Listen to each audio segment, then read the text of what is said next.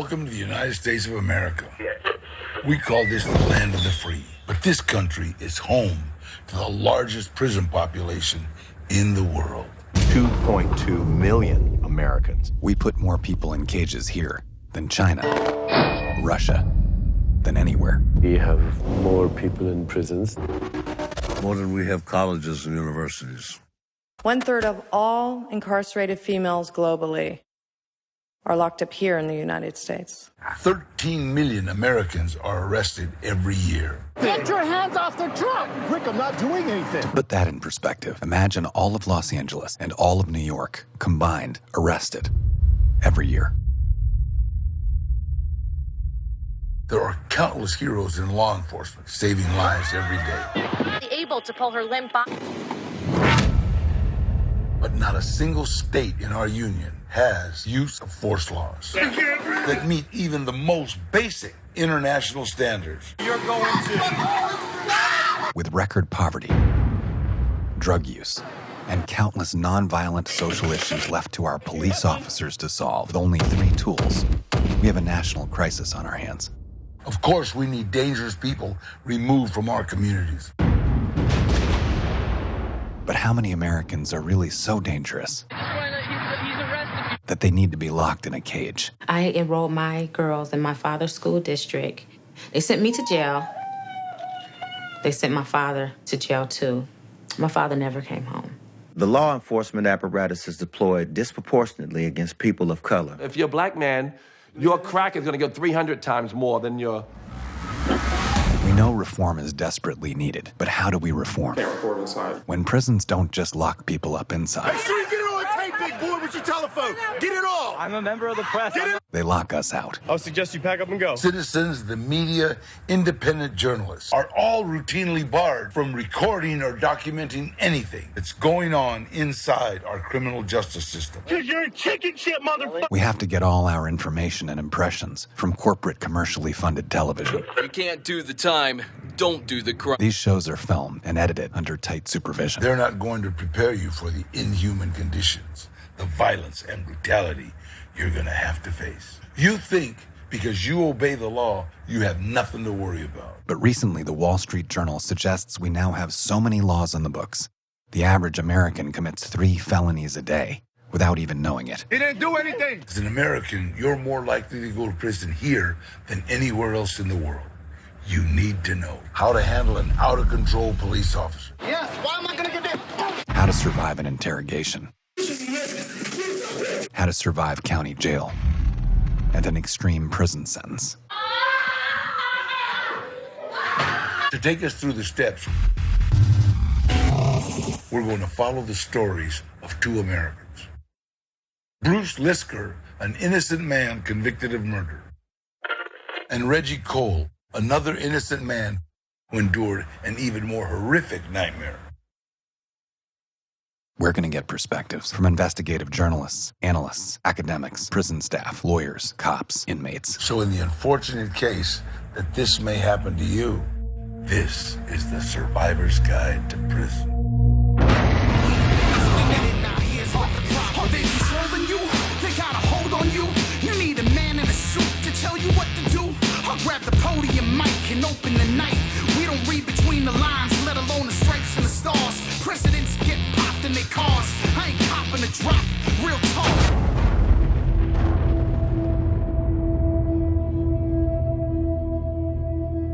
As an American citizen, you don't have to be a murderer or a rapist or a thief to be arrested. You can call the police in an emergency and find yourself arrested just because the officer doesn't like you. My strongest memory of my mom is she was very into teaching and sharing. We loved each other. I would have put my own life on the line to try to save my mom's had I known anything like this was going to happen. And it was a day just like any other day. I went over to my parents' house. And normally when I went over, my mom would come out on the front porch to greet me. And that day she didn't come to the door. I was able to see her on the floor, and she had been stabbed and beaten and left for dead. And I was just freaking out. Los Angeles City Fire Department. My mom is stabbed! Oh my God, mother, oh my God! I was hysterical, and I was yelling and screaming at the paramedics to hurry up and get her to the hospital so that the doctors could do something to save her life. And the police chokeholded me and handcuffed me and put me in the car for my own safety, ostensibly. You call the authorities when something goes wrong. I mean, you call for help, and you put your full faith in them.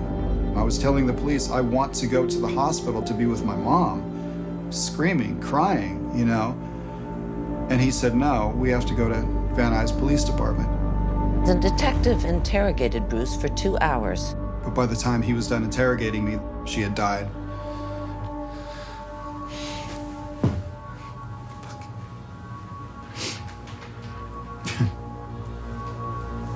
So what would you do? Tell the cops whatever they want to know. Demand they release you. Scream. Argue. Maybe even fight.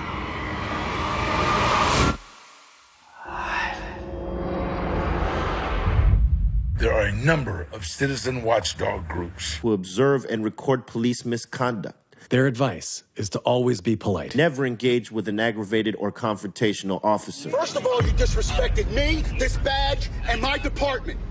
You understand me? When I'm talking to you, shut your mouth. Ask, am I being detained or am I free to go? It's unusual behavior is what we're doing. I'm assuming I'm being detained. Am I being detained or not? You can go, sir. Thank you. If you're not being detained, leave immediately. If you are being detained, the police can legally lie to you. So don't get into any conversation or start answering questions. Just ask for an attorney. If you're arrested, never talk to anybody without an attorney there. Susan Mellon was 42 years old in Gardena, California, when she was accused of a murder she didn't commit. The detective assigned to the case was relying on the testimony of one witness. The whole case hinged on the word of one person, June Patty, and everything June Patty said was inconsistent with every other lead. Every single lead put 3 gang members in the house and no women. I was pleading that I was innocent. I do not believe you, and don't ask me to please believe you. I do not believe you. When I left my daughter there, I just remember telling her that, don't worry, baby, I'll be back for dinner. Susan's daughter, Jessica. She said to me that she was going to be home for dinner, and she was home 17 years later. Not seeing my children, that was very hard on me. For all those years, I'm still broken. My heart's still broken from everything I went through. I don't know, it's so scary. It was the worst nightmare of my whole life. The bottom line is you have a right to be silent. Keep your mouth shut, because those words will be used against you. To survive an interrogation, you've got to be ready to stand your ground. Against bullying, aggression, and intimidation. If you want to keep that cocky attitude up, you want to say you want to talk to a lawyer and all this. No matter how intimidating they get, just say, I want to speak to a lawyer. And I hope you can afford a good one. I didn't have an adequate attorney. It was a drive-by shooting that took place in East Los Angeles. I looked like the actual shooter. I resembled, it was the correct word. I served approximately 9 years and 8 months in prison. If you don't have an adequate attorney, your entire future rests in the hands of the detective assigned to your case. The words of Bruce Lisker were used against him. And you're dealing with a 17-year-old kid, and they were able to manipulate him and twist things. My case was assigned to a homicide detective who, it was one of his first cases. He hadn't even gone to homicide school yet with the LAPD, and he jumped the gun and basically decided that because I was a long-haired kid who looked like he smoked pot, which I did, that I was the person who had attacked my mother. He must have had all of his colleagues scrutinizing him, looking at him. How long is it going to take you to solve this one, Andy? And, well, he did it in minutes, didn't he? In 1994, Reggie Cole was 18 years old, living in South Central LA with no criminal record, when he was arrested for the murder of Philippe Angeles.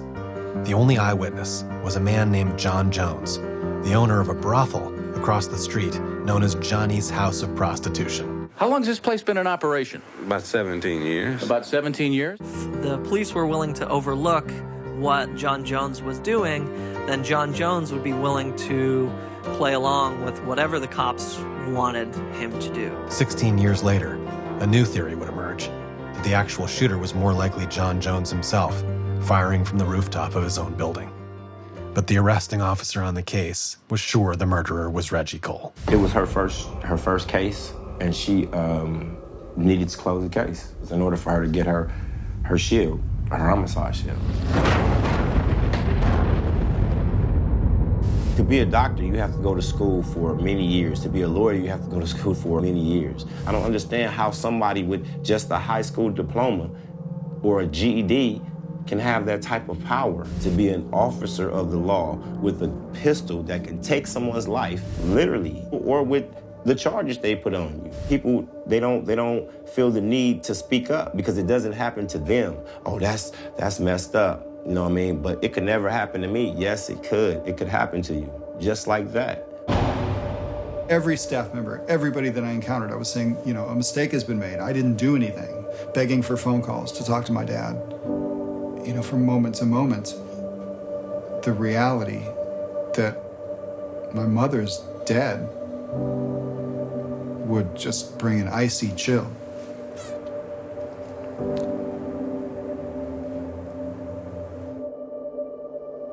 First thing the next morning, I was taken up front to talk to a psychologist or a psychiatrist. And in this cheery kind of a voice, he says, "So how do you feel about being here at Sylmar?"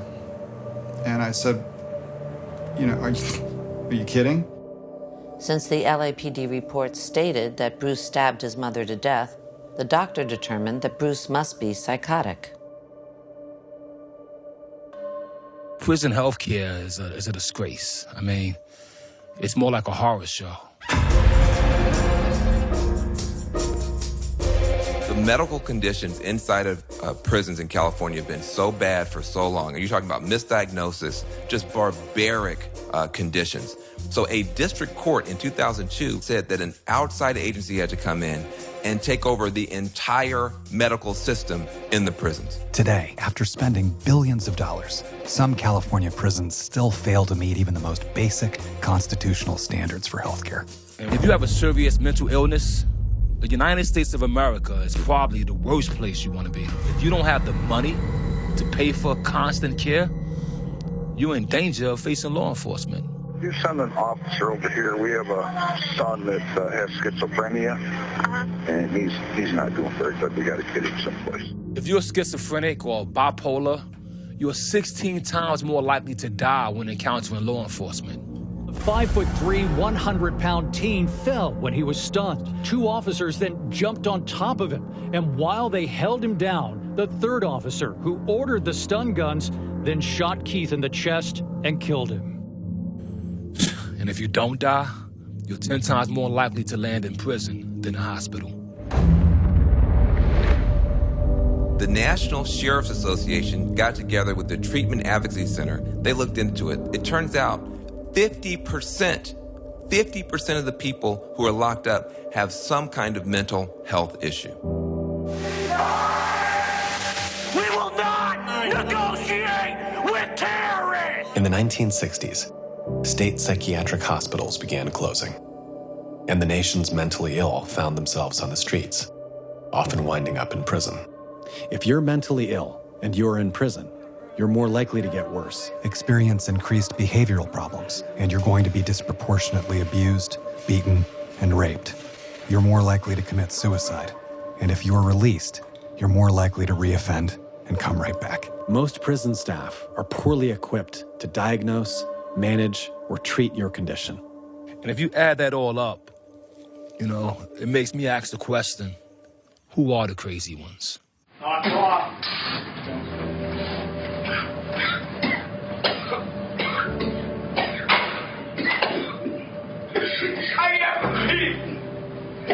I get relief. And then I was medicated. I was given Mellaril, which is like Thorazine, numbed my brain. I was a very docile inmate at that point. Warning, side effects of Thorazine may include sedation, slurred speech, dizziness, memory loss, so the odds of fighting your case may be difficult. Hopefully you have someone on the outside working on your behalf. Bruce was kept in a single cell 23 hours a day for the next 19 days. Over their 2 visits together, Bruce and his father were confident they'd solved the murder. I met Mike Ryan in a 12-step program that I was in. He didn't have a place to stay, and let him stay on the couch in my apartment. And he basically stopped paying any rent. You know, worked up my courage and said, you have to go. It's, you know, I have to kick you out, man, sorry. So I started like taking some of his stuff off the shelves and putting them into boxes. And he grabbed me and put me against the bathroom door jamb and held a knife to my throat and said, if you ever touch my shit again, I'll kill you.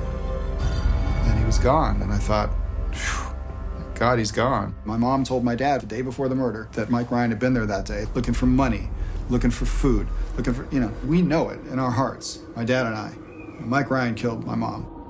This is the letter Lisker writes to Monsu after he's arrested. He's behind bars and goes, "Dear sir, I'm sure that by this point it has become apparent to you that I am not the murderer." And this is where he turns him on to Ryan as a potential suspect. When Monsu went to find Ryan to interview him, he tracks him down in a jail in Mississippi where I think he was arrested for breaking into a woman's house. His story was so full of holes. I mean, you could have driven a truck through it. He said that he was sleeping on the streets, he was sleeping in carports, until March 10th. That he checked into a Hollywood motel, which is 12 miles away from our house, at around 11 a.m. So you checked into the motel on Thursday morning at around 11 o'clock. Well, that's bullshit. I went to the hotel. You checked in at 3 o'clock in the afternoon. And it was somewhere around 3, I don't remember. Yeah. Suddenly, at 3 p.m. on March 10th, 4 hours after my mom was killed and robbed, he has money to check into a motel. I don't think that Monsu was out to get Lisker. I think that he developed what detectives call tunnel vision. I had heard a lot of things about him, being narrow-minded. Once he made his mind up, there was no way of making him change his mind.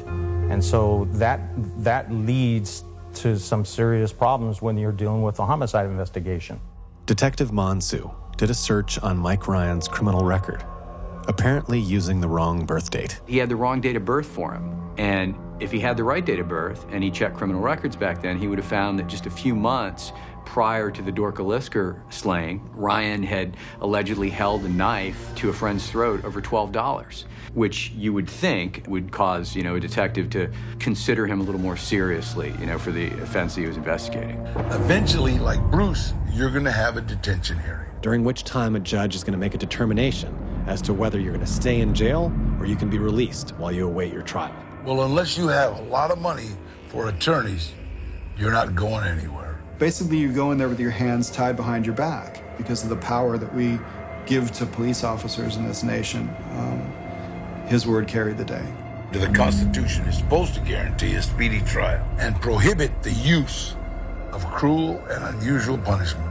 Myself, I spent 15 months before trial in the county jail in deplorable conditions. I was in numerous riots, various situations where I had to defend myself. I made a new word. It's called I was petranoid. I was petrified and paranoid at the same time. Surviving county jail.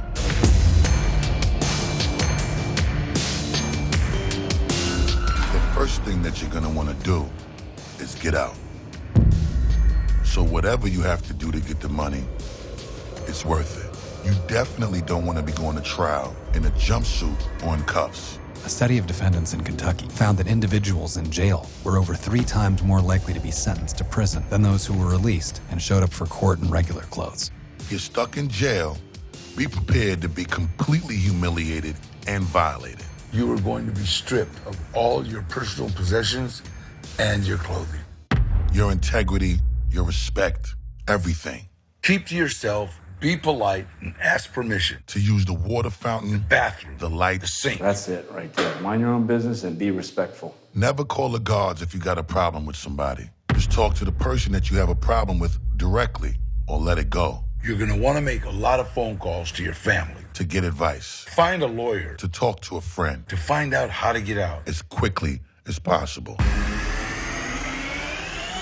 They can charge over $1 a minute. Calls to and from your lawyer, your son, daughter, your mom, or your dad. I wouldn't want to do any time in the county jail at all. It's not bearable because they don't treat you with any type of respect. Like, you're supposed to be innocent until proven guilty, okay? Well, this is a place where they should show that.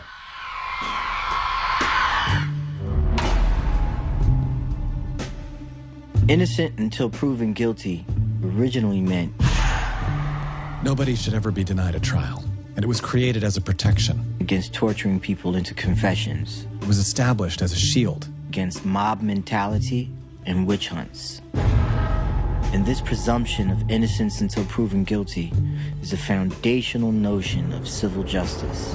The problem is that it's a difficult principle to preserve. You have to be vigilant about preserving it. David Sirota is an investigative journalist who's done extensive work in America's criminal justice system. Our media culture, where the camera is on, you've got court TV. On the murder count, he is going to walk.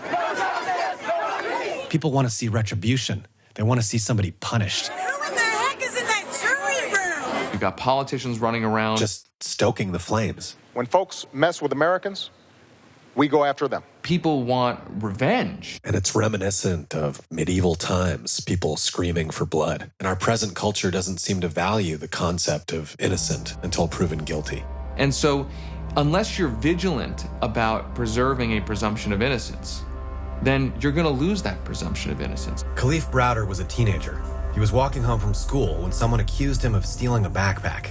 The police didn't do any investigating. They just arrested him. And the next thing you know, they put in the cuffs, man. I don't even know this dude. His family couldn't afford the $10,000 bail. Khalif was subjected to officer assaults, which you can see here, and groups of inmates attacking him. It was just all balling in my head to the point where I had to just grab my head, like, I can't take it. He missed his sister's wedding, the birth of his nephew, and so many family events. After nearly 3 years of unimaginable torture, incarcerated without a trial, he was finally offered a deal. If he would plead guilty, they'd let him go. She told me if I lose trial, I could get 15 years. Just take the time served and you go home today if you say you did it. I didn't do it. I'm not saying I did that. He went back to jail. In June, he was suddenly freed with no explanation. No apology, no nothing. They just said, oh, case dismissed. Don't worry about nothing. Like, what do you mean don't worry about nothing? I just took over 3 years of my life. The New Yorker reported that Khalif's relatives said he was inflicted by paranoia, suspecting cops or other authority figures were after him. 2 years after he was released from Rikers Island, Khalif Browder took his own life. The Eighth Amendment to the U.S. Constitution is also supposed to guarantee us the right to be free from excessive bail. Bail is money that you temporarily loan or give the courts as collateral to guarantee that you're going to show up for your trial. But like the rest of the Eighth Amendment, this idea that you're supposed to be free from excessive bail is a right that's regularly violated by our criminal justice system. Meanwhile, the bail bond industry is making profits of $2 billion a year.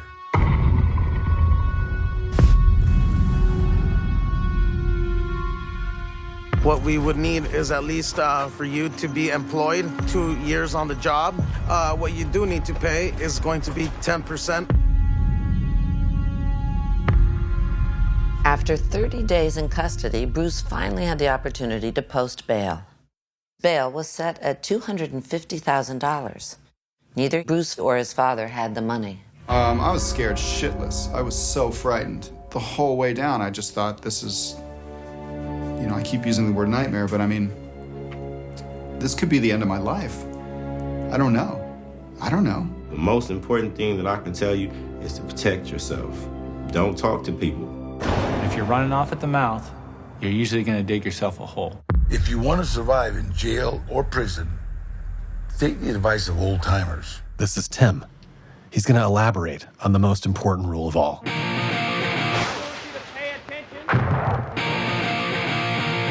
In 1986, Tim was 19 years old. He got involved with a girl who was in some trouble. She's living with this guy. She starts insinuating that she's being sexually abused. But like a dummy, I'm contemplating going and getting her stuff. She says that he's got a gun, so, you know, we got to be careful. The guy that we're going with, he's like, well, that's cool, we'll just take our own guns. They start wrestling over this gun. I step out of the bathroom, fight or flight. No excuses, just dumb. There's no excuse for what I did. There's no excuse. Pulled out my gun, I start shooting. He falls behind the door. I pull Rob out of the door, kick the door, and I shoot him again in the head. And was sentenced to 25 years to life in the California prison system. Tim's first advice to new fish is simple. Start with, you got 2 eyes and 2 ears and 1 mouth. So you should be seeing and hearing a whole lot more than you're saying. If you don't take that advice, you're usually gonna dig yourself a hole. Because while you're talking, how many other people are listening and watching? Keep it zipped up. And don't think that any of those dudes are your friends. I was put in a cell alone. I started hearing a scraping sound. It gets louder and louder and it persists. And finally, there's a hole in the wall now. And I'm like, leave me alone. Hey, youngster, what's up? My name's Bobby. He said, I'm a Christian. You don't have to worry about me. I'm okay. You want a cigarette? Do you smoke? And he wants to Bible study with me. And we was reading the Bible and about hope and about, truth. Basically, I told him everything that I was arrested for. What's your attorney doing for you? I said, well, not much. I'm sitting here still, He goes, well, I'll help you with your case. Anything that I could do. And, by the way, do you have any money that I could, I don't have any money. And if you could help me out with some money. And my dad put money on his books for him. And my attorney comes down and has a tape recorder and pushes play. And it's Robert Hughes on the tape saying, I met Lisker in the 7,000 module of the county jail, and he ran down how he killed his mom. My jaw is just on the table. I can't believe it. This was my friend, this Robert Hughes, this Christian, this good guy. My case was the 4th case, 4th defendant against whom Robert Hughes had come forward and claimed a confession in the span of about a year and a half.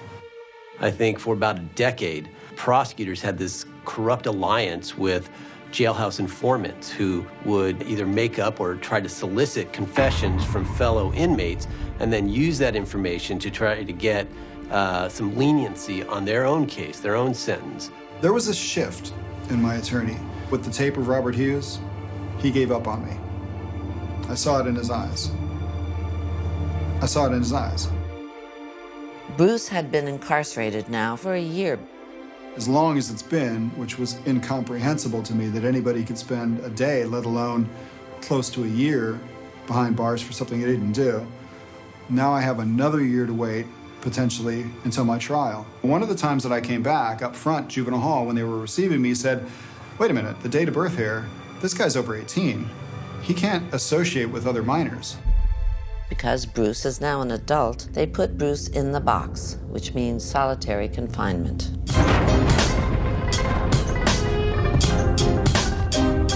The statewide prisoner hunger strike began 11 days ago as a protest over solitary confinement conditions. And now more than 2,300 inmates are refusing to eat. Solitary confinement is a prison within a prison. You're locked in a 6x9 cell. Everything is made of concrete, even the bed. You're locked in there 23 hours a day, 1 hour out for recreation. You can be put into solitary confinement for anything. Prison guard might just get pissed off at you. Shane Bauer is an American who was arrested in Iran for accidentally hiking across their border. They put him in solitary confinement. I would definitely say that the situation in California is more extreme. The cells in California are smaller than the cell I was in Iran. There's no windows in the cells in California. The whole is considered torture by Amnesty International and the United Nations. This is Anthony Graves. He's an innocent man who was wrongfully convicted and spent 16 years in solitary. No one can begin to imagine the psychological effects isolation has on another human being. 95% of Americans who spend time in solitary report developing a serious psychiatric condition. Guys become paranoid, schizophrenic, and can't sleep because of their hearing voices. You're more than 5 times more likely to commit suicide. I was there when guys were attempting suicide by cutting themselves, trying to tie a sheet around their necks, overdosing on their medication. In Iran, I know of nobody being in solitary confinement for more than 2 years, which is an extremely long period of time. But in California, in Pelican Bay State Prison, the average time is 7.5 years.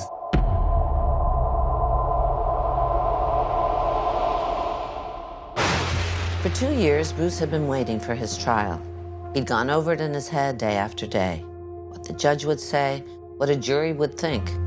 When they heard the transcript of Detective Mansu's interrogation of Mike Ryan, that's all they'd need to hear. All the lies, all the inconsistencies, there would be no way he wouldn't be found innocent.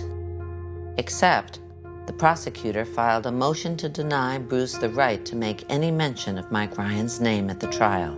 On the grounds that we couldn't tie Mike Ryan to the crime. The judge turns to my attorney, what evidence do you have that Mike Ryan's tied to this? He says, well, he was in the county, he could have done it. And the judge goes, is that all you have? Because he didn't take the time to read the transcript. He was just on autopilot. He was not paying attention. He wasn't engaged. He says, yeah, that's it. That's all I have. We couldn't tie Mike Ryan to the crime. That was the framework for my trial. It is an absolute joke, the resources prosecutors have versus defense attorneys. Justin Brooks is the director of the California Innocence Project, a nonprofit group dedicated to helping wrongfully convicted Americans get out of prison. Prosecutors have a police force at their disposal as their investigators. They get the case from the first moment it's being investigated. They have access to all the people who are involved in that. Defense comes late to the date. We are at a total disadvantage. The Sixth Amendment to the U.S. Constitution is supposed to guarantee the right to effective counsel. But as we're seeing in America, you have to buy your rights. You're more likely to walk free if you're rich and guilty than you are if you're poor and innocent. The evidence is Detective Mansu telling his lies, Robert Hughes telling his lies, and no alternate suspect. And so I'm screwed. They're charging me with first-degree murder, which carries 26 years to life in state prison. It's longer than I've been alive. A day and a half in, my attorney comes to me in the holding tank and says, the judge is willing to entertain a guilty plea in exchange for a youth authority sentence. I talked with my dad, and I said, guilty plea? What? I'm not gonna take a guilty plea. And he said, I hear you. And a close friend of the family, my father's best friend, comes to the juvenile hall and says, you have to accept this plea. I said, no, I'm not gonna accept anything. I didn't do anything. I'm not gonna, And he says, look, and he pounds his hand down on the bench that we're sitting on. And he goes, they are going to convict you of first fucking degree murder unless you plead guilty. And he's practically crying, as am I right now. He goes, look, do whatever you have to do to get home. You are the law. The defendant is not guilty. No man is above the law. What we see on most TV shows is not reality. Our justice system isn't what you think it is. Rolling Stone magazine considers Wayne Kramer of the MC5 one of the top 100 greatest guitarists of all time. He battled drug addiction, and in 1975 went to prison for 2 years for selling cocaine. He's since provided guitars and taught music to inmates at over 50 correctional institutions throughout the United States. People think that, you have a right to a trial and everybody goes to trial and there's the good prosecutor and the defense attorney and they battle it out. That ain't the way it works. The way it works is the prosecutors stack up the charges on you and force you to plead guilty to a lesser charge to keep from doing life or double life or triple life. People don't get trials. What they get is a deal. People suggest that anywhere between, 3 or 10 and 15% people behind bars could be innocent of the crimes which they were charged. Michelle Alexander is a civil rights lawyer, Stanford law professor, and the author of The New Jim Crow, one of the most highly acclaimed studies of America's criminal justice system. The reality is that thousands of people every year in the United States wind up pleading guilty to crimes they may not have committed because they're either railroaded by police officers who give them false information or coerce confessions, or because they're afraid of facing, harsh mandatory minimum sentences and believe that, the best chance is to just take a plea. You're an average Joe. You don't know anything about, the prison, the politics in county jail. You don't know anything. So they put you there with these people, and this is how they force you to take deals. You know, you're around people that you see on the news that are, oh, those are horrible people. And the same guy you just saw on the news is your bunkie. Of course you're gonna take a deal. Get me away from these people. This is the system. This is what they do to you. They understand that if we put this guy in here, no matter if you did it or not, it doesn't even matter, because you're looking at the end result. I can't take another fucking day in this place. I got whatever you say, I'll do. So just let me out. Once you're arrested and charged with a crime, understand, you will be taking a plea bargain 9 out of 10 times. You have to. The system's against you. The U.S. justice system isn't like any justice system in the world. A system where 95% of the cases are resolved by plea bargain. You know, it's no longer a trial system, it's a plea bargain system. If the enormous percentage of defendants who plead guilty suddenly one day said, we're not pleading guilty, the system would grind to a halt. The court system does not have the capacity for the current number of defendants that are passing through it. The whole purpose of plea bargains from the perspective of a prosecutor raises his conviction rate. So prosecutors typically have in the high 90 percentile conviction rates, including those plea bargains. Because of course, from a legal standpoint, we know that nobody would ever plead guilty to something they didn't do. And so we agreed that I would plead guilty in exchange for a youth authority sentence. We went back into trial, we entered the plea, and I went down for a 90-day observation at the youth authority in Norwalk. The challenge is, if you're innocent and you plead guilty, you better be a good liar. You go down there, you talk to psychologists, and they ask you, so did you do it? Well, you have to say yes, because it has to be consistent with everything. Well, how'd you do it? I mean, I didn't have adequate answers for these questions, so they didn't buy it, in a sense, and, you know, rightly so. And they sent a report that was dispositive, a negative report, back to the judge. And he said, I didn't realize that youth authority wouldn't be able to help you, and so I'll allow you to take back your guilty plea and go ahead with trial, or I'll sentence you to state prison right now. So that began another period of waiting. It would be well over a year before Bruce would get another trial date.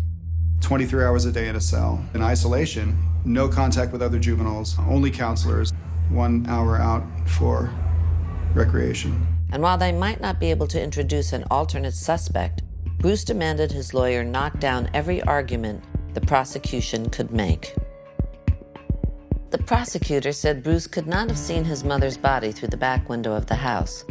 The sun's reflection in the glass and the furniture would have blocked his view. His defense was the crime scene pictures were taken on a much sunnier day. The prosecution claimed all the bloody footprints in the house matched Bruce's shoes. Bruce's defense said his fingerprints were not found anywhere in the crime scene.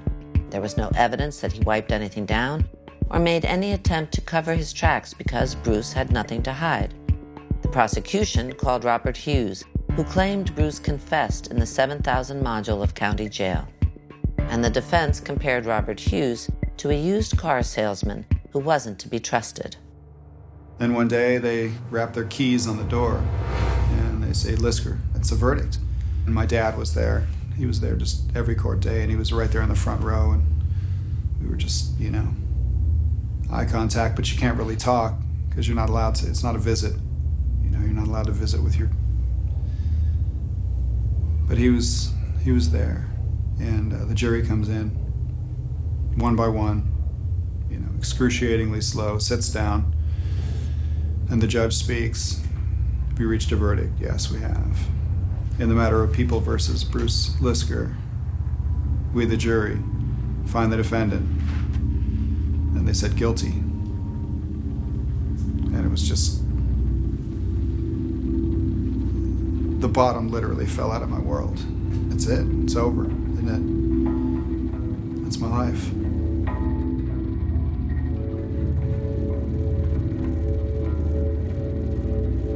When you've been falsely accused, your only hope is for your attorney to directly challenge the veracity of the police. My attorney seemed unwilling to go that far. He never outright said, isn't it true that you're just lying about all of this? Here's the investigatory work that I did that proves that you're just a liar. And he never did that. And this is part of a larger problem. that David Sirota calls the authority bias.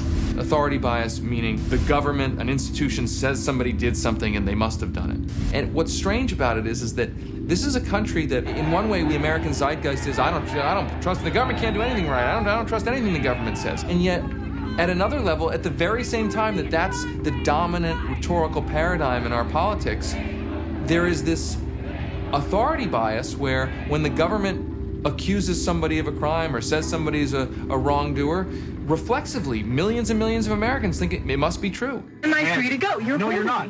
You're free to go here secondary. You're not allowed to be holding me. Would you like to be placed under arrest? You're not allowed to arrest me.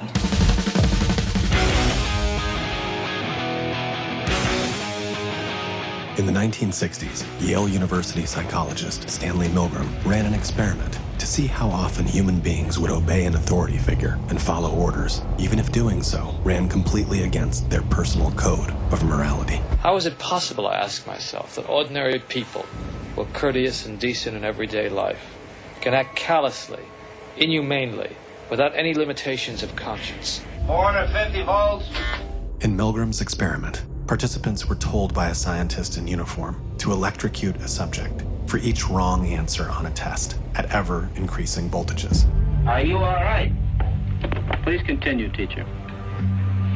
I know, I keep giving them shocks. Continue, please. I'm up to 390. Continue, please. The participants had no idea the subjects were just actors, and although many protested, Milgram found a strong majority, over 65% of participants, would shock the subject to the point of killing them if instructed by an authority figure. 330 volts. Let me out of here. Let me out of here. My heart's bothering me. Let me out, I tell you. Let me out. Let me out of here. You have no right to hold me here. Let me out. Let me out. Let me out. Milgram concluded that very few people have the psychological capacity to resist authority. The way we have the system set up, the policeman's uniform, gun at their side, the badge, they're treated with the same deference as our military. It's like they're infallible. With judges, we drape them in robes like priests and literally put them up on a pedestal. System of hierarchy, which has almost no real checks and balances, no accountability. Or transparency is so deeply entrenched in our culture. Most people would never even think to question it. We never see how flawed it is.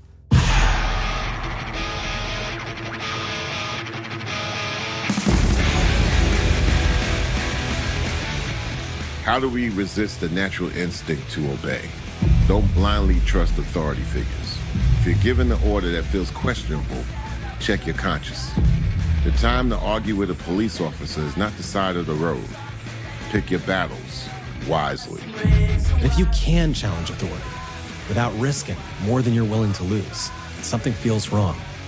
Don't obey. Don't obey even the smallest commands if you feel that they're wrong. The more that we accept and obey, the more we become blind followers. And now you're under control. In a world which is absolutely insane, to free ourselves from this authoritarian system in which we've now found ourselves is going to take a massive effort. And if you're afraid, I get it. Find an ally. Milgram's experiment told us there's great psychological power against authoritarianism in groups. Unfortunately, these techniques are not taught in school. And so if you're innocent and you find yourself in prison, it's hard to have any hope at all. A year later, Mike Ryan robbed another woman at knife point and was sentenced to 6 years for armed robbery. But other than Bruce and his father, nobody had connected Mike Ryan to the murder besides other inmates like Jeff Deskovic, another wrongfully convicted man trying to prove his innocence and losing hope.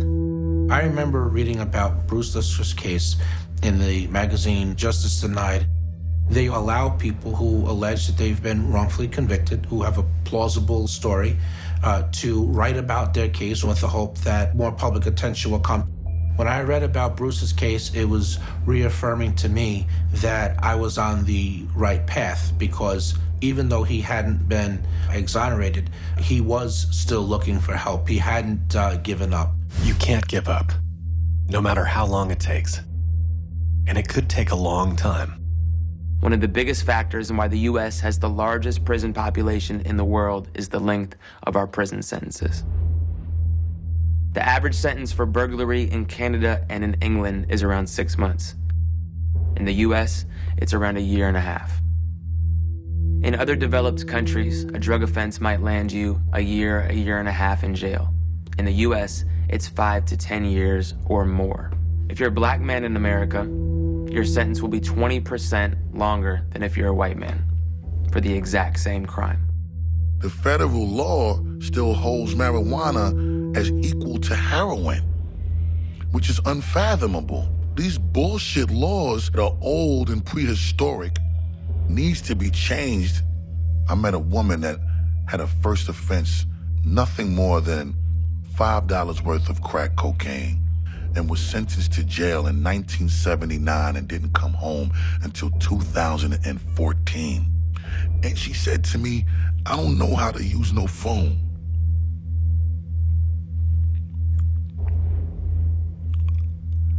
I don't know how to send a text. I don't know how to email.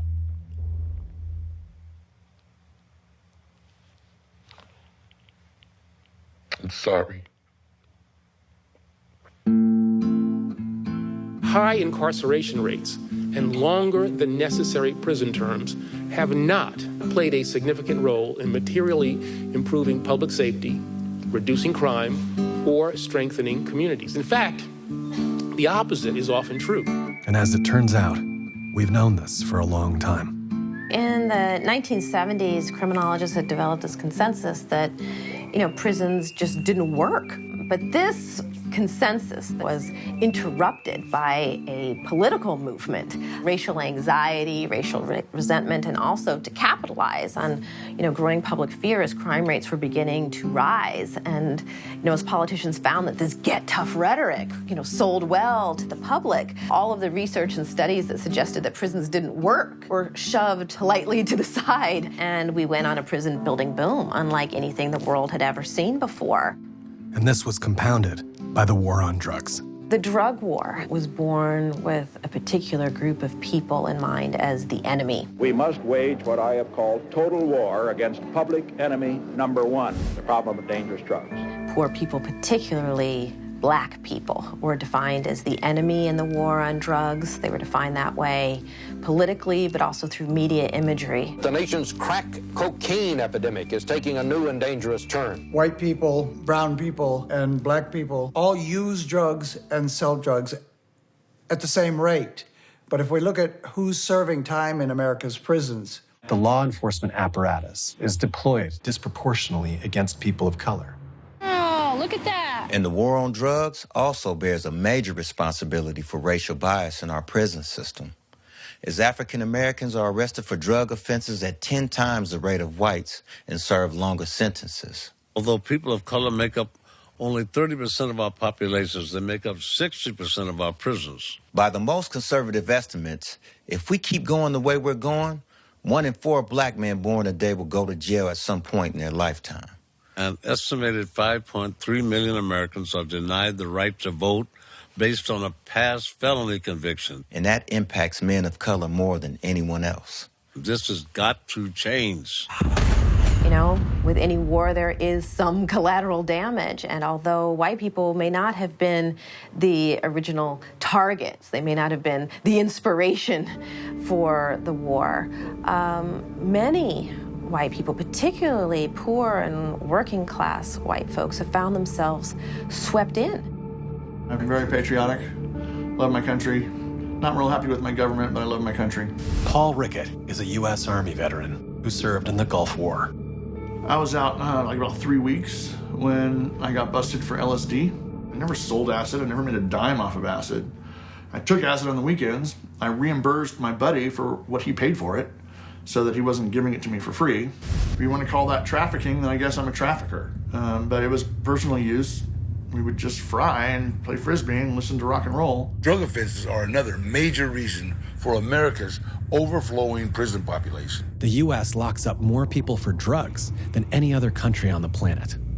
There are over 500,000 Americans locked up for drugs on any given day. And Paul was one of them. He was facing a lot of time. facing 10-year mandatory minimum. Then they offered him a deal for not forcing the government to go through the time and expense of trial. All he had to do was plead guilty. And after some painful consideration, I took it. And after all those years in prison, one thing bothered Paul the most. You know, here we are in this modern society where we're a melting pot and everybody's getting along for the most part.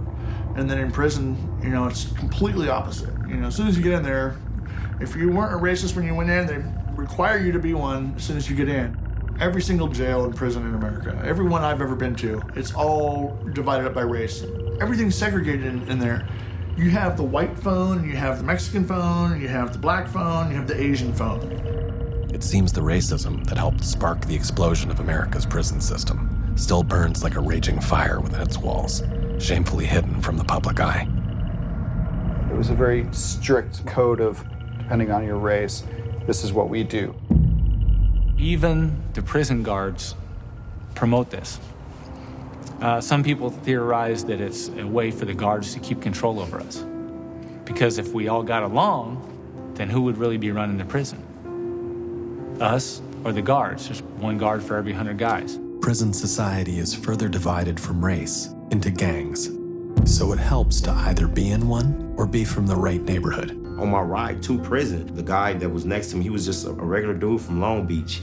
He played basketball at Poly High School. He was a regular dude, had a flat top. You know what I mean? And you know, he was going to prison he had took a deal for, I believe it was like a spousal abuse. Him and his girl, it was a terrorist threat. In the United States, a terrorist threat covers any statement that contains the threat of violence against another person. In this case, Reggie is talking about an argument a man was having with his girlfriend, where he threatened her. He told he was gonna beat her ass or whatever it was a terrorist threat. It was no physical violence or anything, but he took a deal for 18 months, and he was only supposed to do like 8 months. Yo, you take a deal for 18 months, you're gonna do 5 or 10 or whatever, so he fell for the bullshit.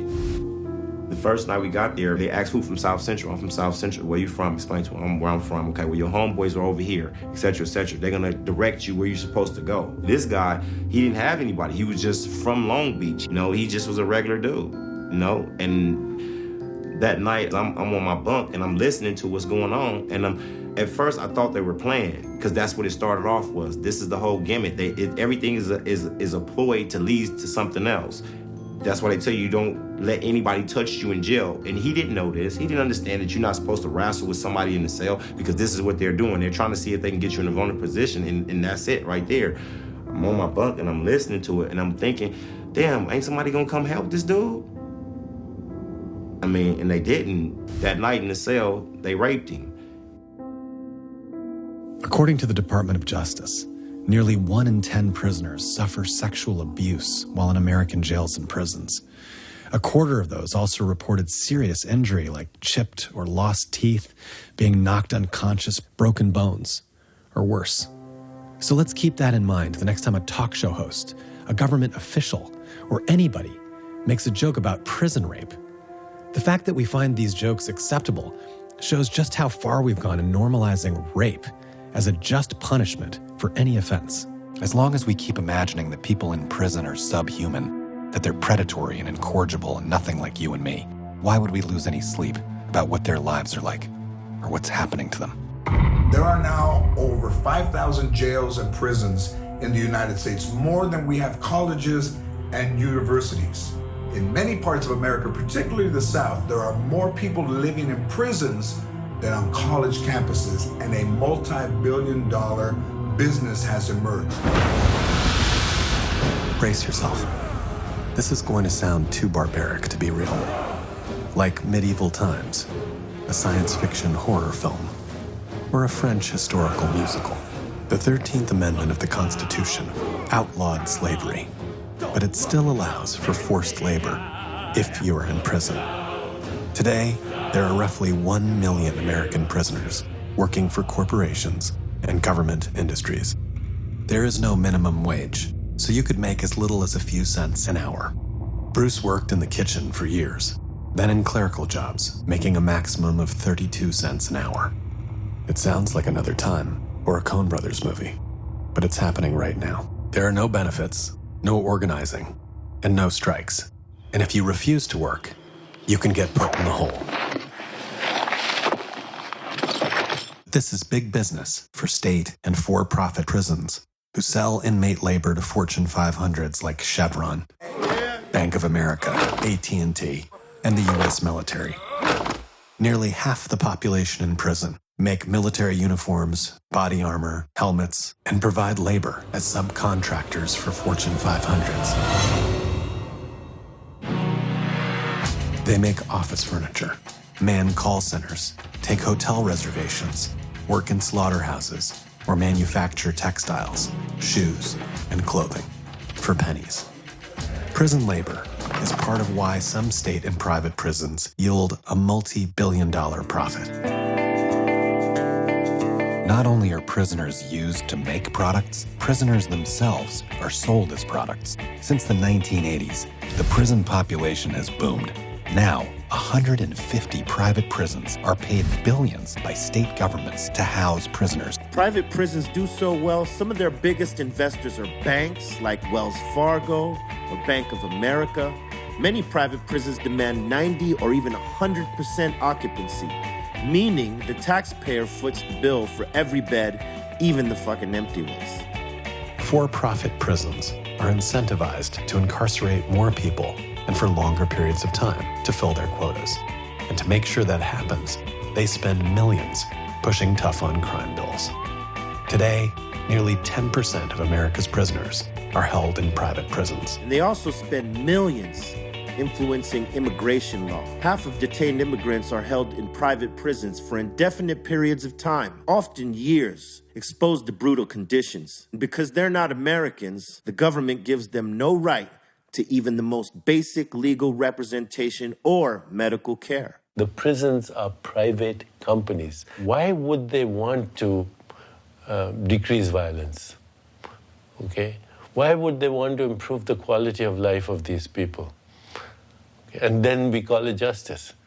Okay? It's blood money. It's bad karma. It's going to come back and haunt us to the point of extinction.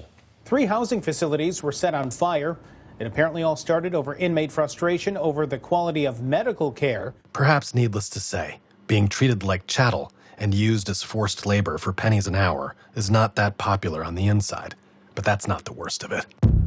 The socks they issue you are used. The underwear they issue you is used. You got to buy things like shaving equipment and food and sweats and socks, underwear, t-shirts. The canteen or commissary is more expensive than any convenience store on the outside. It's definitely advisable to have money so that you can get started. If you don't have 50 to 100 bucks coming into your books or your account every month, then you're going to need to hustle. This is Philip. He was convicted of robbery. As crooked as we are out here, we're as crooked inside there too. Whether it's drugs, whether it's alcohol. You got people that they don't drink, but they manufacture Pruno all day. In San Quentin, in the boiler room, they found a still. Friends that I knew had actually gotten so far as to get the copper tubing from Industries over, and so we had copper tubing. They were making moonshine in San Quentin. Mainly they drank it. Did I have a hustle? Sold drugs through our visits, through a correctional officer. Prison is like a networking college for criminals. The majority of the guys in prison are there trying to learn how to do crime better. Yeah, this is just kind of a school for criminals to learn more, to be criminals. And that's not an exaggeration. A 2011 study from Ohio University showed that after spending time in prison, those continuing to engage in crime see their criminal earnings increase on an average by $11,000 a year. Jody Lewin is the executive director of the Prison University Project. There are thousands and thousands of people in the system.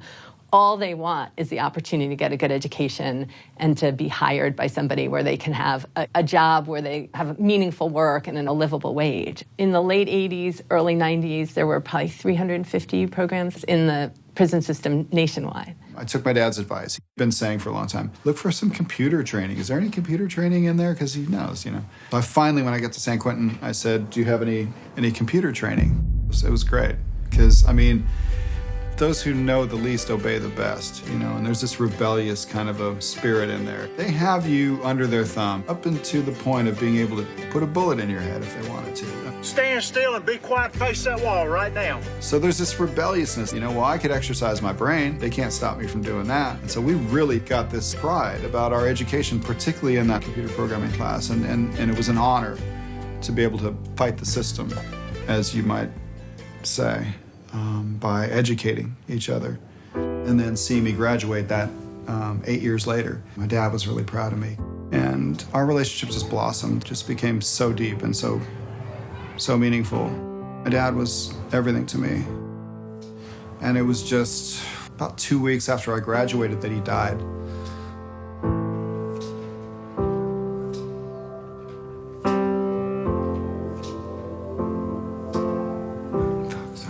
Oh, let us stay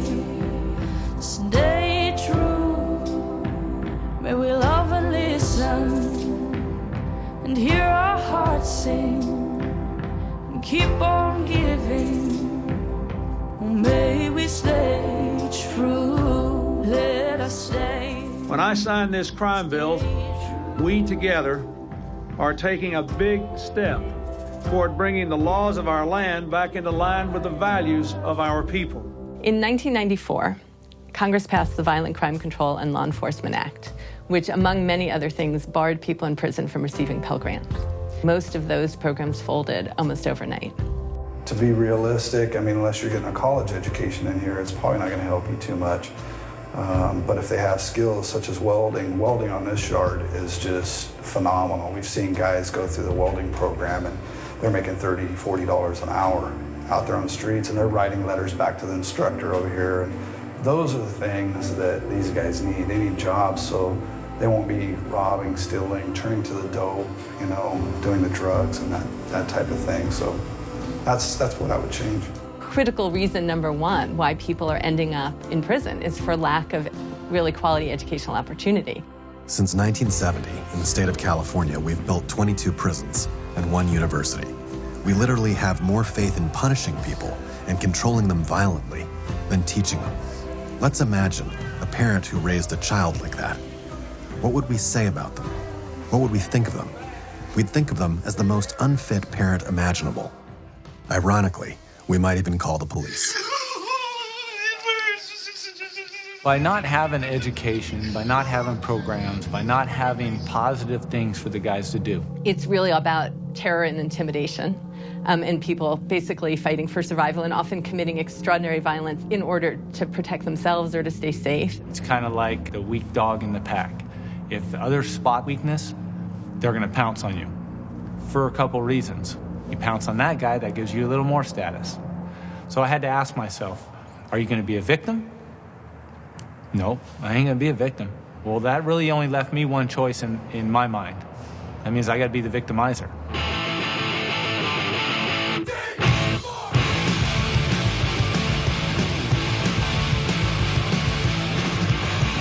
At some point, for some reason, might be legitimate, might not be. Someone's going to test you.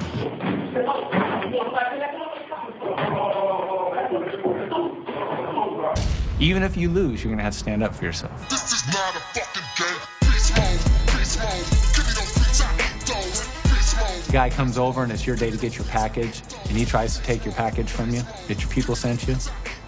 If you let him do it, there's going to be 10 other dudes. Oh yeah, you let that guy take his package? I'm gonna go get his TV. Right down the line until somebody's after your ass. And that's not good. But if you stand up that first time, and they see you'll stand up for yourself, even if you lose, people will respect that. I don't mess with him, there's easier prey. Yeah, but I can get him, doesn't matter. Don't mess with him. Why do you have to go and get that guy and get a couple lumps for it when you can go get that guy's stuff over there? It don't cost you nothing. It usually only has to happen once or twice, but just as importantly, that you didn't go to the man for help, you're gonna be all right. Now, if you're suddenly thinking, this isn't so bad, a black eye, a few scratches, and you're in the clear, think again. The American public in general has been so profoundly brainwashed into thinking that what we're doing with our prison system is somehow normal or rational or just. I find that overwhelming and exhausting. Because the more you spend time inside and the more contact you have with people who've been directly affected, the more depraved the system appears. Over 20%, 1 out of every 5 inmates are physically attacked every 6 months. I wasn't in San Quentin a week, and I watched a man die right next to me. I watched 2 guys just walk up and just stab him to death. A part of me wanted to scream in fear, but I had a bigger fear of, man, what would these guys think about me? So I pretended like, man, this ain't nothing. I wanted these people's acceptance. They tell me, you know how to make a knife? Stab that guy there, okay, and I did.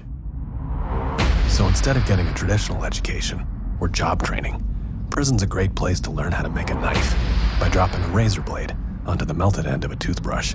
What happens when you have vast numbers of people in a system like that or in a location like that who have medical needs, mental health needs, educational needs, substance abuse, all of these things, and there's nobody who really knows how to handle that? So violence itself is often a failure of communication or alternatives for coping. There are all sorts of complex social pressures on people to be violent in prison. So a lot of the violence you see in prison is not an expression of the character of the people in prison, it's people reacting to the situation. And this is something so few people understand. If you took 1,000 people off the street and put them at Corcoran or Pelican Bay or Soledad, some huge number of them would end up committing violence because of the situation that they've been placed in. 5 years into his sentence, an older inmate, whose nickname was the Devil, wanted Reggie to take the blame for a knife that guards had found in the yard, but Reggie refused. The Devil attacked Reggie with a knife, slashing his neck. Reggie later would say he knew then either the Devil was going to kill him or he had to kill the Devil. About 15 minutes after Reggie was attacked, he jumped over a correctional officer and stabbed the Devil with a prison shank. I sit back every day and I second guess myself. Could I have went about this situation any other way? And no matter how many times I tell myself this was the only thing that could have happened, it don't sit right with me and myself because I should have never been there in the first place. I'm innocent, man. And you turned me into what y'all say I was. Y'all been lying on me this whole time and you turned me into a murderer because I had to. After that, they put Reggie in solitary confinement, and he went from a life sentence without possibility of parole to facing the death penalty. So he gets put on trial in the death penalty case, and his lawyer starts looking into his original case and gives me a call and says, you know, I think this guy's innocent of what he went to prison for the first place. And the second reason Reggie got out, besides the prison stabbing, was this miracle of there happened to be a book that had been put out about the LA Homicide Division. The author of the book had documented a ride-along with the LAPD detective. This homicide investigator's first night that she was on the job. The very night she investigated the murder she would ultimately arrest Reggie for. And we're flipping through the book and reading it, and there's all this stuff in it that was never disclosed to the defense. That's all documented. That all indicates pretty clearly that Reggie's innocent. But it would still take the Innocence Project 10 years to get Reggie out of prison. A grandmother doing life for murder was released from prison yesterday after 17 years when a judge said she did not do it. Susan Mellon recently filed a lawsuit against the detective who arrested her for hiding evidence. That detective is the same one who arrested Reggie Cole.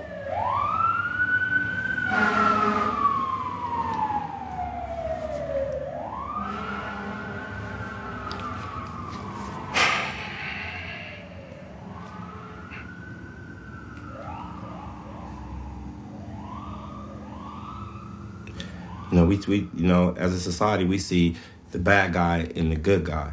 Well, that's cops and robbers. But when the cop becomes the robber, the game is over.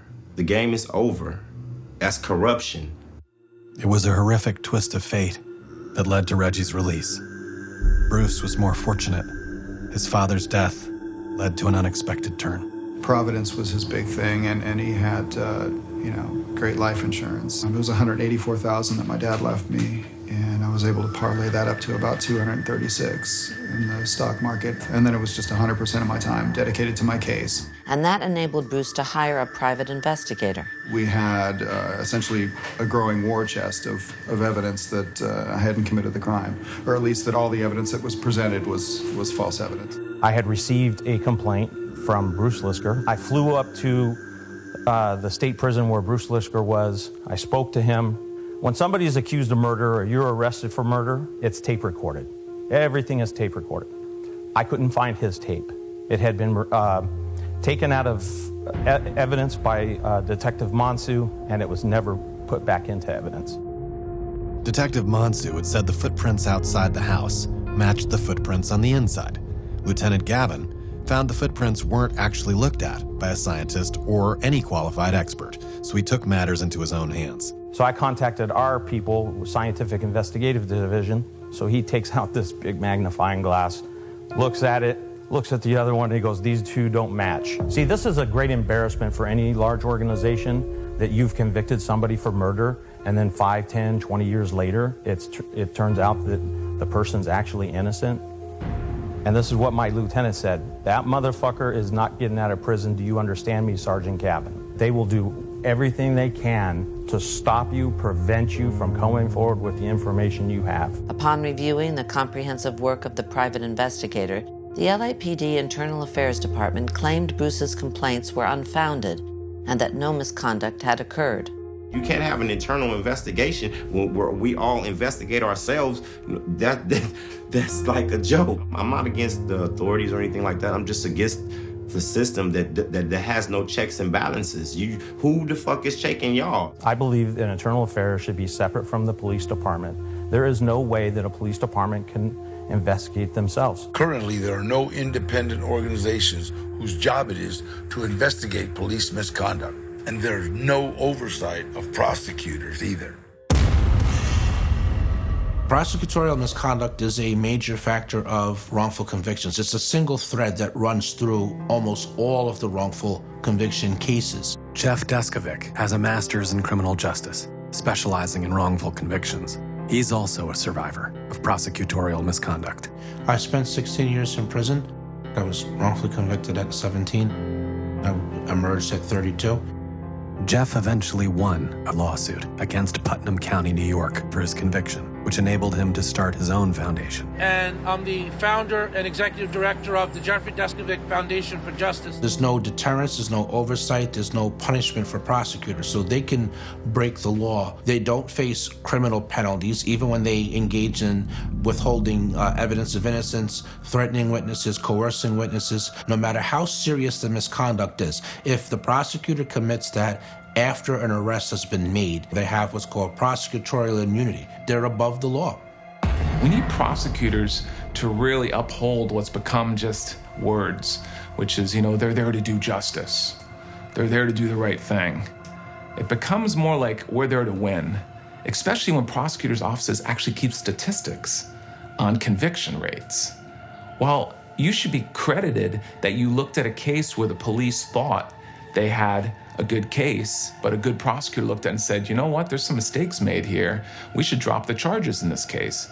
We should incentivize that. But instead, we actually incentivize the opposite of getting convictions and getting conviction rates. All of a sudden, justice gets lost in that process, and whether this guy committed the crime or not gets lost in that process, because it's all about winning my case. Immunity, that's bullshit. I mean, in the real world, you're supposed to be held accountable for your wrongdoings. So therefore, if you're a person of authority, then you have to be held at a higher standard than just a layman. I think we actually need to step back and kind of rethink the whole system in the way we're approaching it, because it's become this game, and people's lives are lost as a result of it.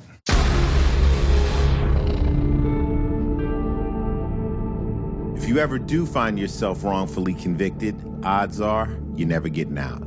The first thing you need to do is send preservation letters to the police department labs and the courts, requesting that you want all your evidence saved.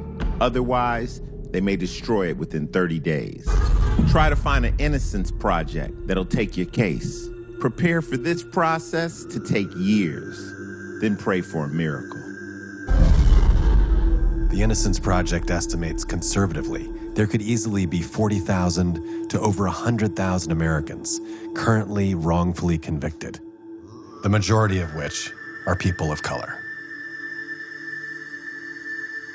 It's kind of hard for me to relate to my family because they don't see me as the same. It's like Adam and Eve when he told them don't go and don't eat this fruit, and they ate it and they were enlightened. I'm enlightened. I'm on the other side now. You know what I mean? I'm not the same as y'all no more. You know, I can't speak in a boisterous tone because everyone gets scared. But I'm not that dude. I'm not him.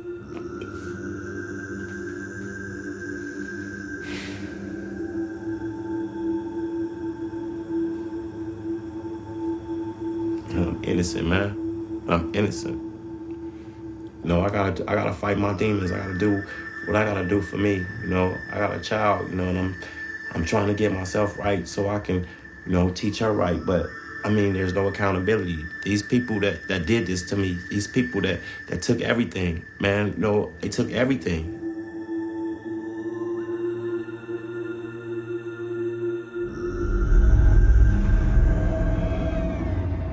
Bruce's private investigator never gave up on his case. He had a very vigorous private investigator who made a complaint to the LAPD, and it landed on the desk of an internal affairs investigator who looked at Bruce's claims in a very serious-minded fashion.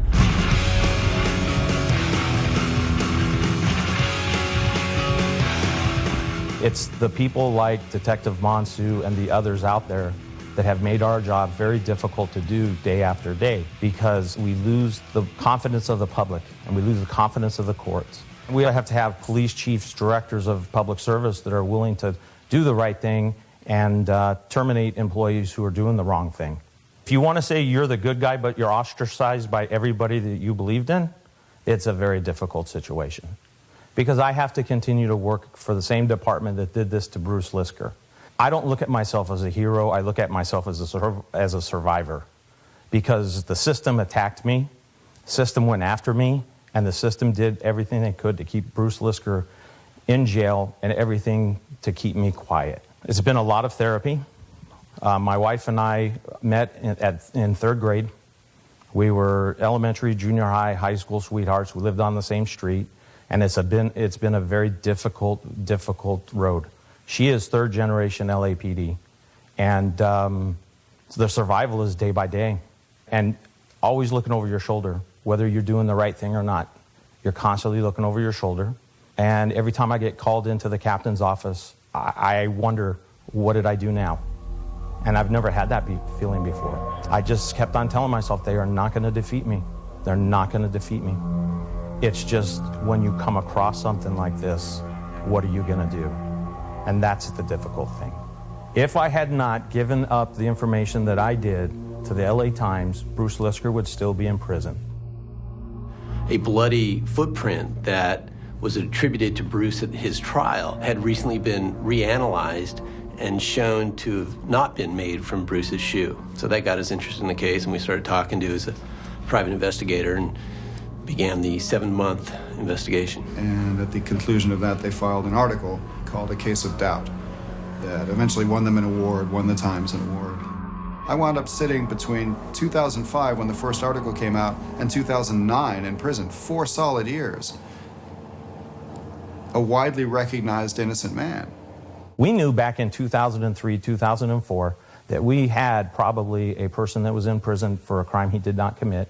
And it took 5 years for the courts to work through the entire system. There were a lot of delays because of the conduct of my own police department and the conduct of the California Attorney General. Reggie Cole spent 16 years in prison for a crime he didn't commit. 10 of those years were spent in solitary confinement, and he had to kill another man to get a trial. The whole way I've been telling them I'm innocent. Every article I'm in, everybody I'm talking to, I'm telling them I'm innocent, man. I didn't do anything to anyone. Don't care. Don't care. It's not that they didn't know, they didn't care. It's a miracle Reggie got out at all.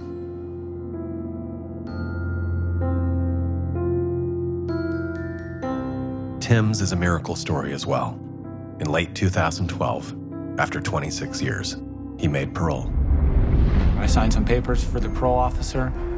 He said, okay, see you later. Didn't ask me how I was getting home. Didn't ask me if I had a home. When I realized these people honestly don't give a fuck.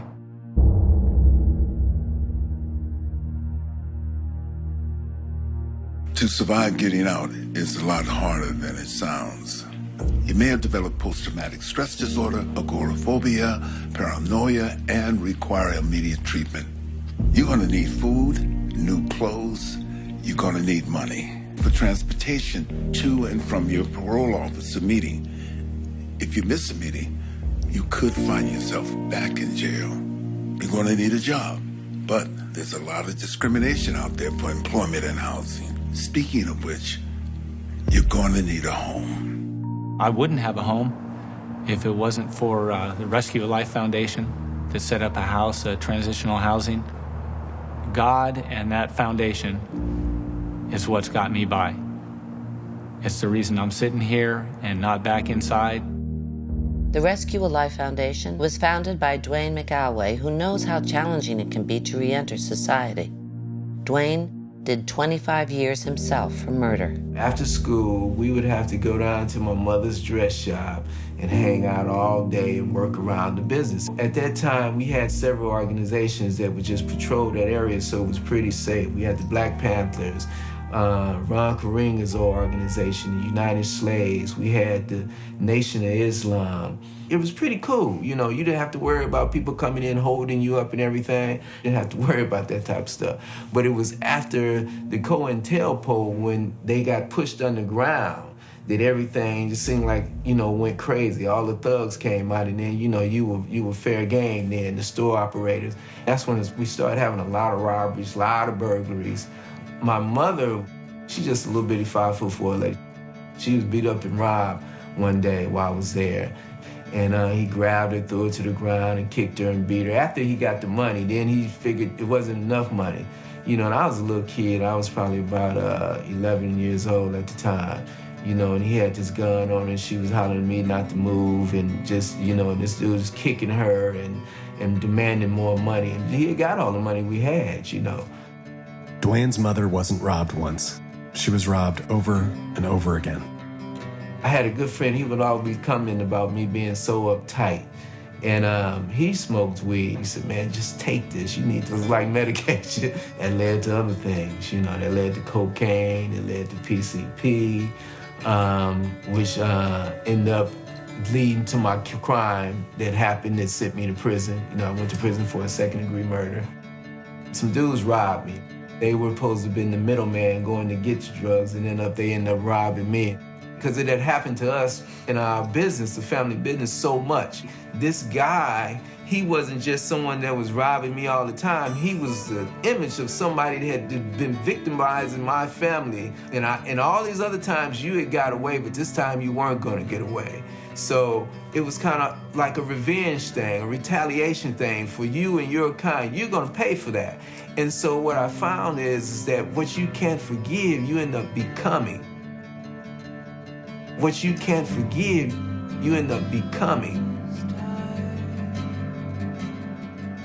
So I had to learn how to forgive and let that go. And I had to learn how to forgive him and let that go. Because he was also, after I got to see his record, and this guy had a rap sheet, you know, from one side of the room to the other, you know, and I could see that, you know, he needed the same help that I needed. We are generally taught to imagine that there is such thing as, for example, a murderer, right? So in other words, a murderer in the public imagination, and in most of our minds, whether we've thought about it or not initially, is someone who likes to murder and who would murder given the opportunity, right? Like it's like a vocation, right? That's what murderers do. They go around murdering, right? And that's why you don't let them out of prison, because if you let them out of prison, they're gonna murder again.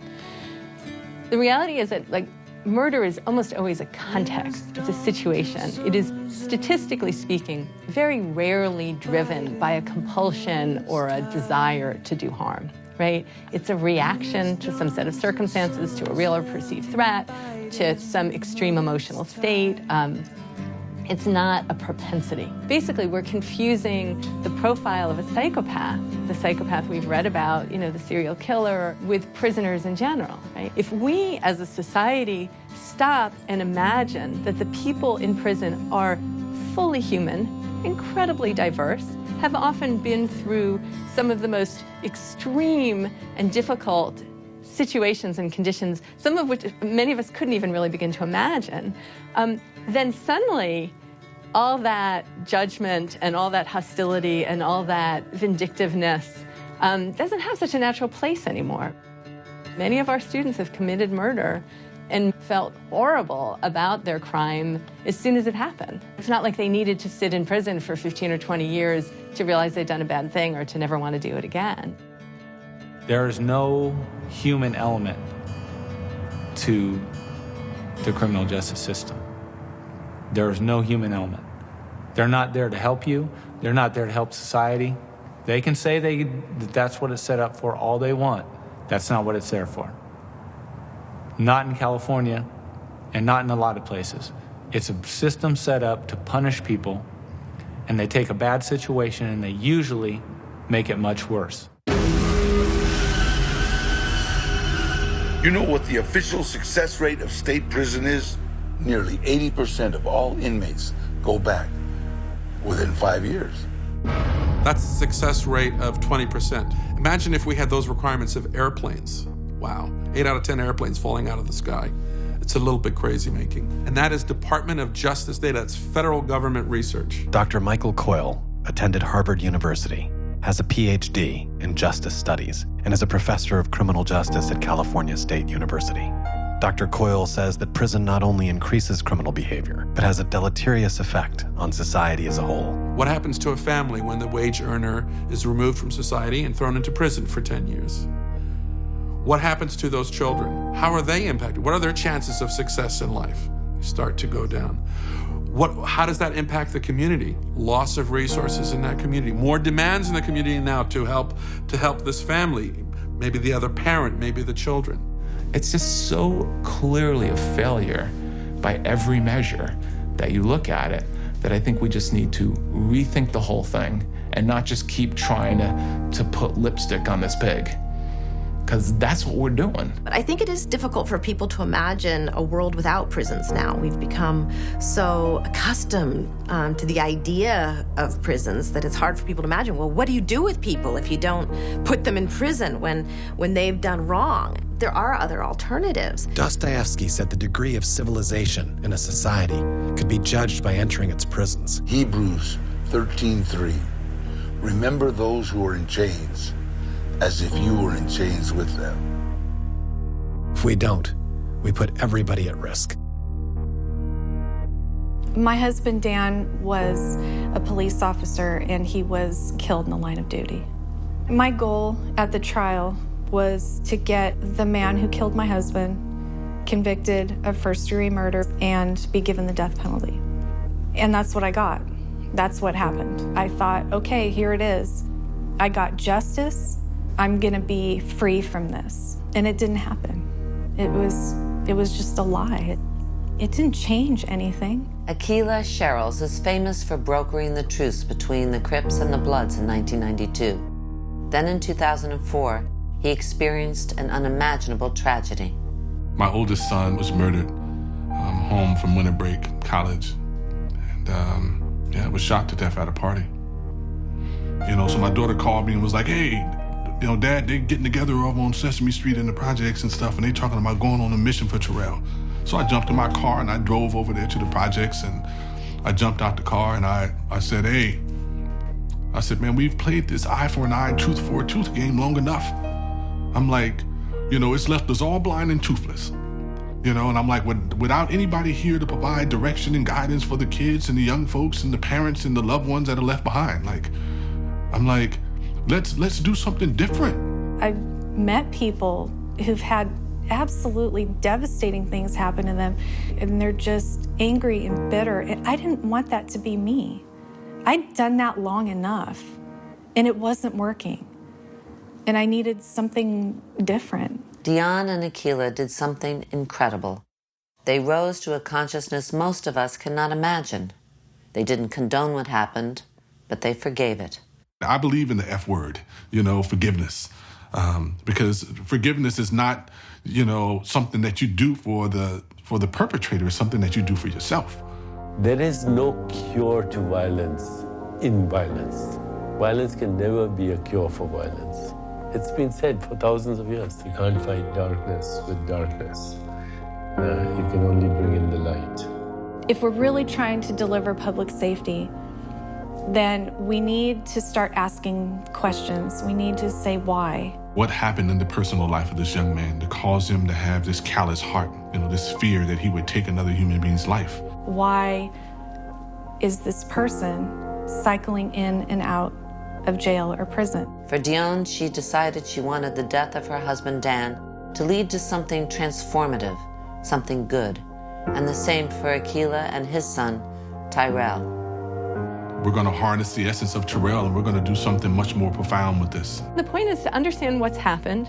How can we repair the harm that's been done? How can we make sure that it doesn't happen again? And how can we, with that individual, but also with other individuals coming after them?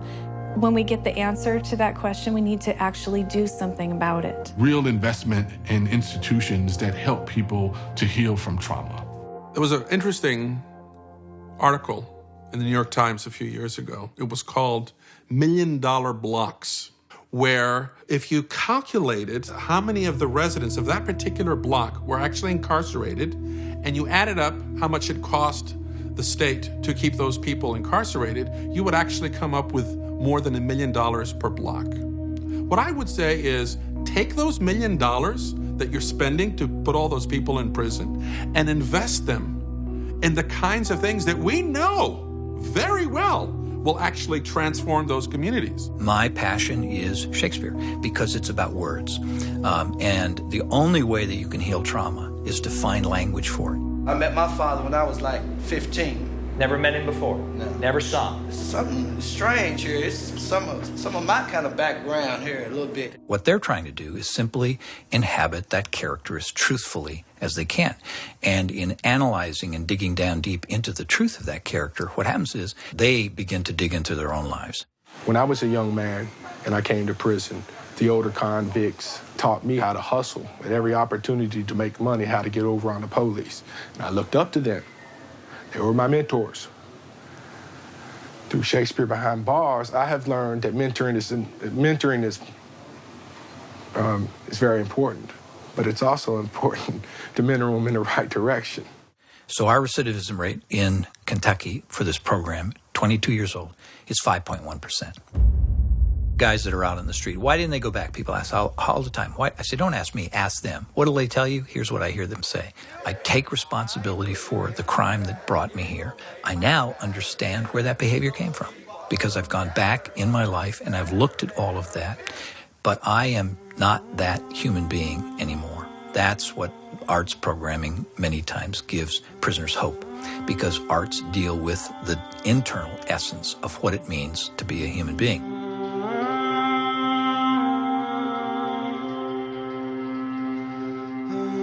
Vipassana is an intense program, a meditative technique. The inmate has to go through it 24 hours a day for a 10-day period of time. I spent 8.5 years on death row, and this was harder. All the stuff that's buried down deep, they come up gradually. They want you there long enough that you actually deal with your stuff. She says, Nicholas has been shot. What do I do now? This is my baby. This is a restorative justice workshop. They're very rare, and they're much harder on perpetrators of crimes than sitting in a prison cell. It puts these guys face to face with the human consequences of their actions. This is Rosa. Her son was killed in a drive-by shooting, and now she devotes her life to telling inmates serving time for murder what the effect was of their crime, not just for the deceased, but on everyone. Why do I do this? It's my healing, and it shows you what a victim goes through. And I thank you for coming here, taking the time to share your hurt and your pain with us. But it does help us become better people. I really appreciate that. Thank you. Thank you. Thank you. I would give anything slave. And the rest of our victims' family wouldn't feel what you feel. Through you, I can see my victim's mother, how much they have to go through. You know what? He didn't die in vain. If it wasn't for him, I wouldn't be here. He's helping you guys. Restorative justice programs and victim-offender reconciliations can take years. They require staff and resources, and they're incredibly successful. Those who go through these programs have as low as 10% rates of reoffending, as opposed to the 80% failure rates prisons shamefully have. We sit there perplexed, like, wow, what are we going to do about this criminal justice system? It's such a mess. Maybe if we just stop doing these things that we're doing and we try on a whole new set of other things, it might turn out to be a little bit simpler than we thought. The biggest prison we have is an invisible prison. It's the conditioned mind. And you don't know you're in the prison because you can't see bars, you can't see walls. And the conditioned mind is the separate mind. It doesn't exist. We are part of a collective mind. And if the collective mind is violent, then we are violent. And you can change that. There's an opportunity here for us to take the wisdom that we know works, what we would do for our own kids, if our own kids were in trouble, and do it for everybody's kids. We need to end the war on drugs. We have to demand once and for all an end to policing and prisons for profit. At least half of the people in there are in there for crimes of addiction or economic desperation or mental health. Instead of just throwing everybody that we've decided we can't help into prison. Use the money for restorative justice programs, rehabs, and social services. There has to be citizen oversight and accountability for all our public servants. Luckily for us, we have access to all of the data. If you have any interest in justice or equal access to opportunity in this country, all the data luckily is out there. It's just a matter of whether you give a shit. Our survival depends on being logical. Our survival depends on being smart. And our survival depends on love for each other. And love for yourself. And a good Monday morning to you. California man finally free after serving 16 years for a crime he didn't commit. I didn't think it was real until I saw my attorneys in visiting. And I'm trying to describe the feeling. It was an unbelievable feeling. It was just an emotional roller coaster that, I cried walking out. It was just the magnitude of all these years, and now here it is. And then a moment later I would be too bewildered to cry, and I would just be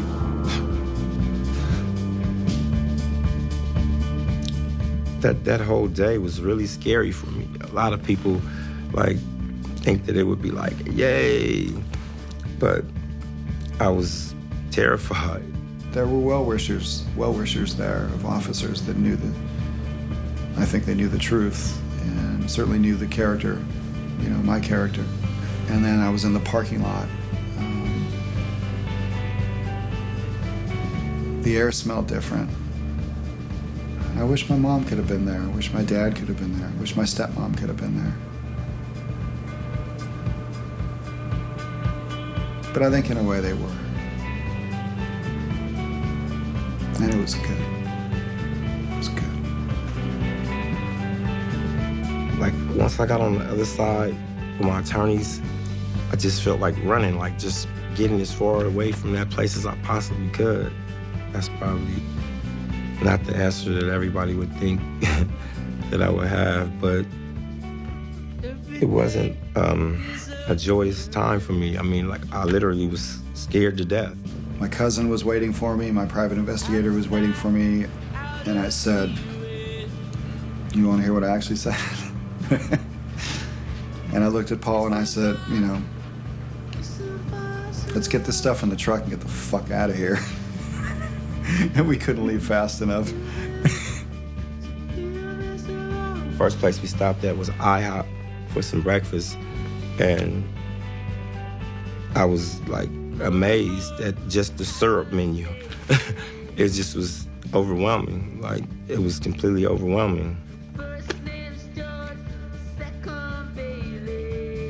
I haven't been in a vehicle without being chained at my feet and with a waist chain and then handcuffs hooked to the waist chain and in a paper jumpsuit for 26 years.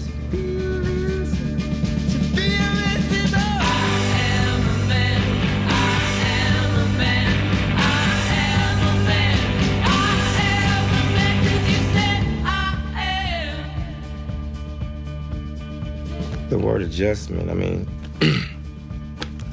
I try to figure that word out. Do I have to? I'm still trying to figure that word out. Like, how do you adjust coming from the planet Mars to Earth? I don't even think the oxygen is the same up there. I don't think I'm adjusted at all.